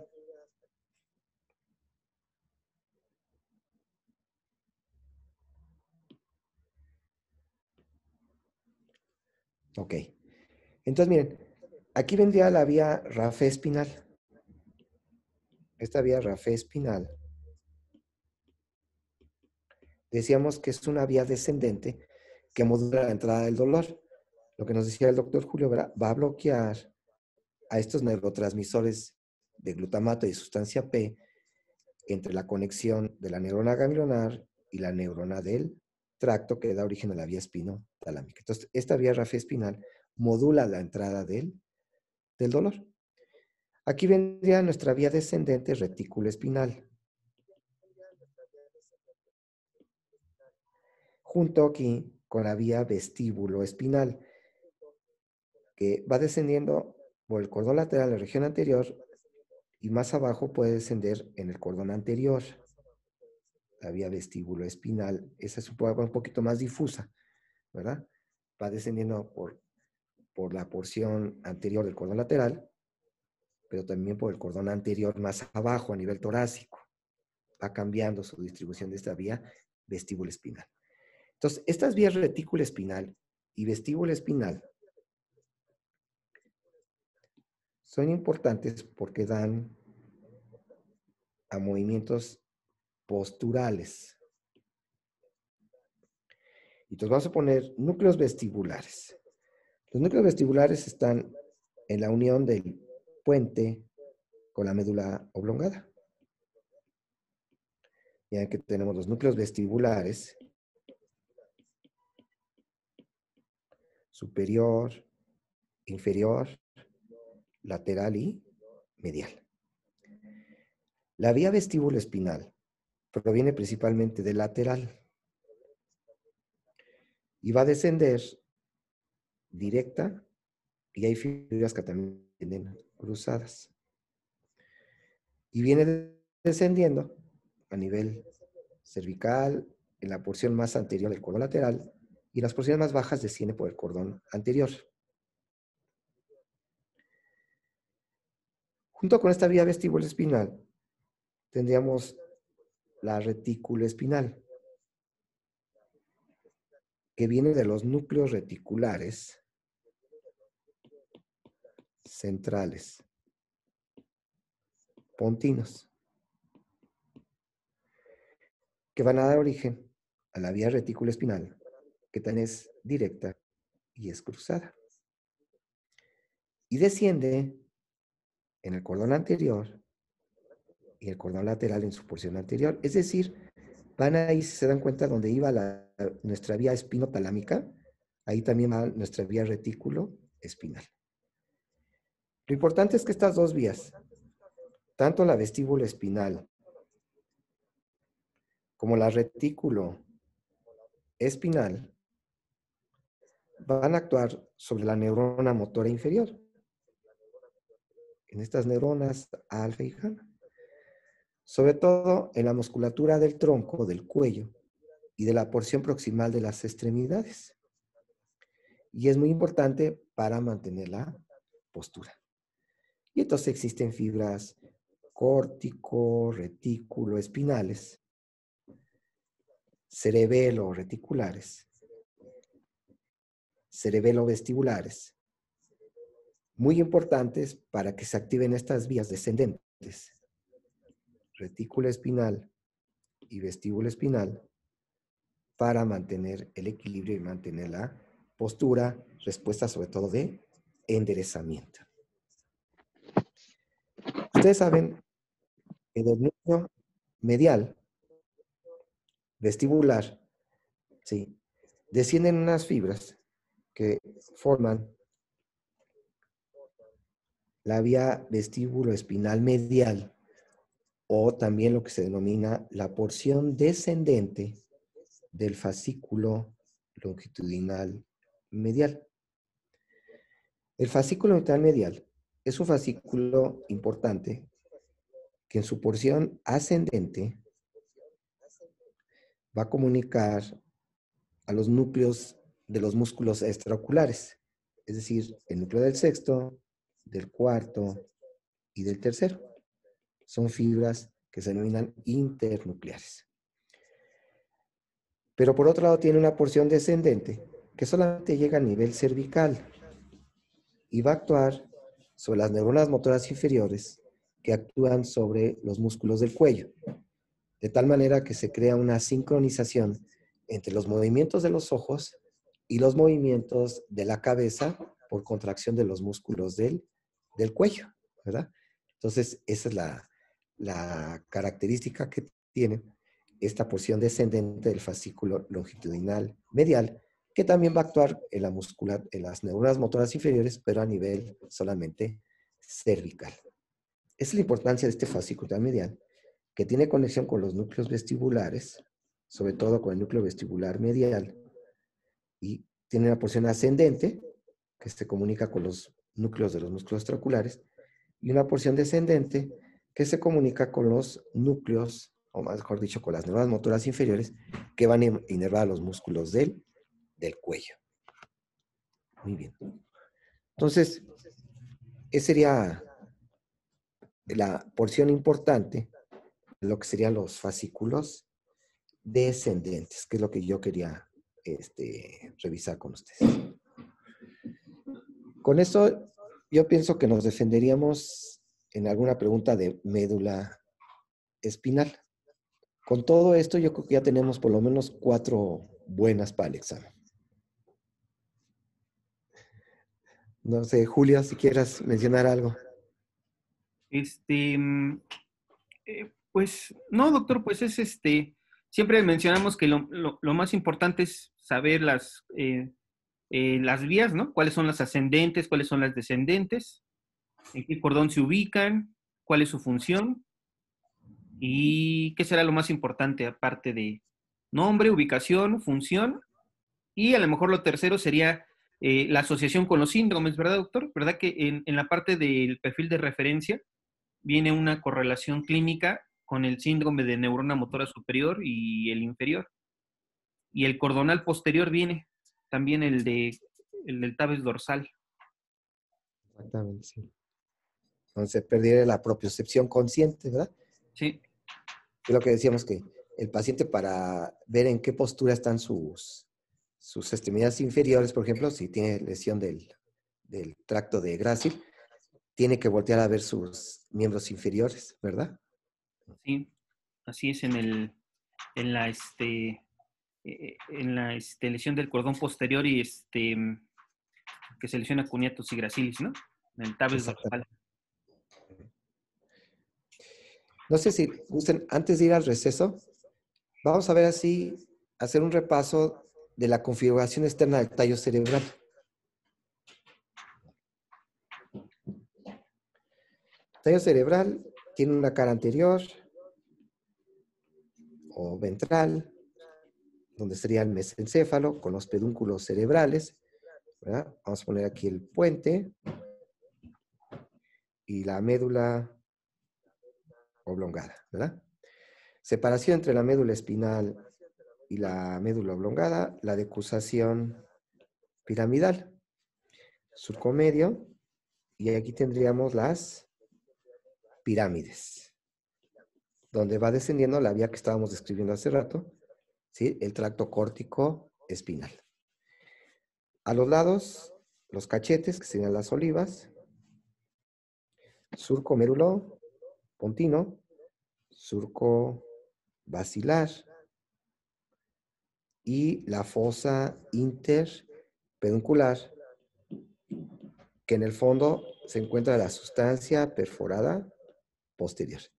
Y este sería propiamente el pedúnculo cerebral.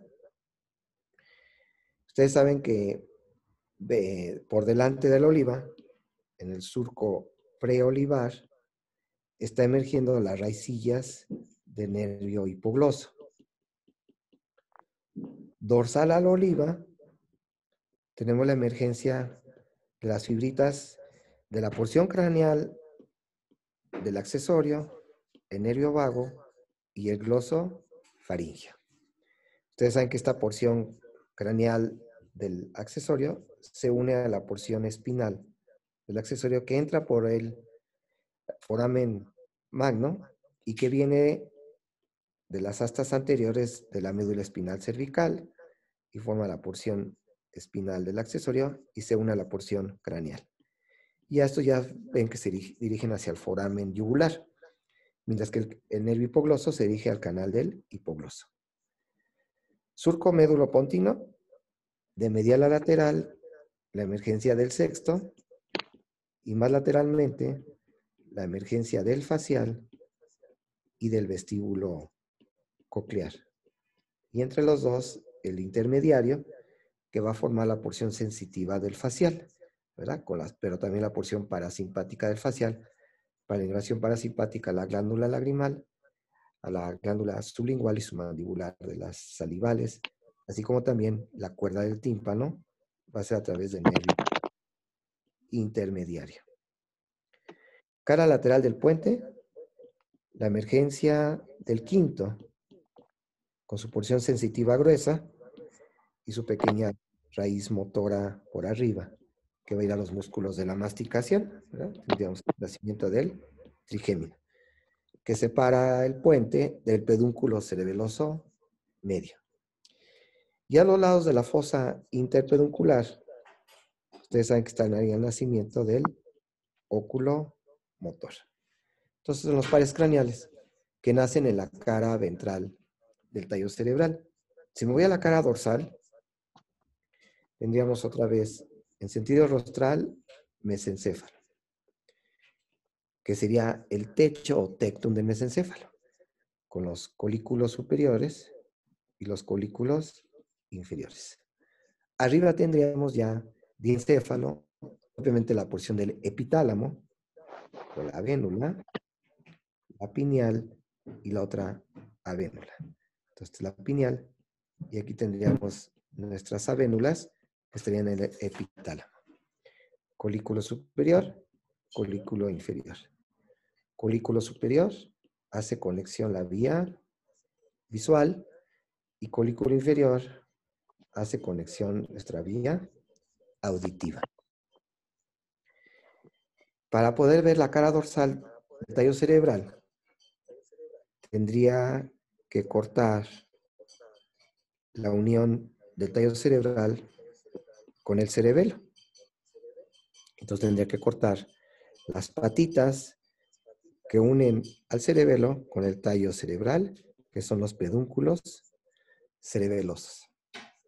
Para poder ver la cara dorsal del tallo cerebral, que va a formar el piso del cuarto ventrículo, que sería la cara dorsal del puente, y parte de la cara dorsal de la médula oblongada forman el piso del cuarto ventrículo, o también denominada fosa romboidea por su forma. Entonces tendríamos aquí la fosa romboidea, cuarto ventrículo. Tendríamos nuestros pedúnculos cerebelosos medios y los superiores. Entonces, pedúnculo cerebelo superior que unen cerebelo con mesencéfalo y pedúnculo cerebeloso medio, cerebelo con puente. Y aquí tendríamos el pedúnculo cerebeloso inferior, más pequeño, y ya tendríamos aquí la cara dorsal de la médula oblongada, y aquí estaría el surco medio posterior, y este sería el óvex. Aquí estaría el óvex, que limita la porción abierta arriba y la porción cerrada abajo de la médula oblongada. Surco lateral posterior, paramediano, perdón, y surco lateral posterior. ¿Verdad? Quiere decir que aquí viene grácil y aquí viene cuneiforme, separados por el surco paramediano posterior. Aquí un pequeño tubérculo, que es el tubérculo de grácil, y lateralmente el tubérculo cuneiforme, donde estarían el núcleo de grácil y el núcleo cuneiforme, que decíamos ascienden en forma directa, hacen sinapsis y después se decusan y ascienden por el lemnisco media. Todo esto por abajo del óvex. Tendríamos aquí lateralmente el tubérculo ceniciento, que es donde se encuentra el núcleo del tracto espinal del trigémino. Vamos a observar que en el piso del cuarto ventrículo es un piso muy irregular. Fosa romboidea, surco medio y surco limitante. Estrías medulares. Y por abajo de las estrías medulares, que es médula oblongada, trígono del hipogloso y trígono del vago. Trígono del hipogloso medialmente y trígono del vago lateralmente, que es donde se va a encontrar el núcleo del hipogloso, ¿verdad? Y el núcleo del vago. En relación con el trígono del hipogloso, un órgano circunventricular que carece de la barrera hematoencefálica, zona gatillo del vómito, que es el área postrema. Por arriba de estrías medulares tenemos la eminencia media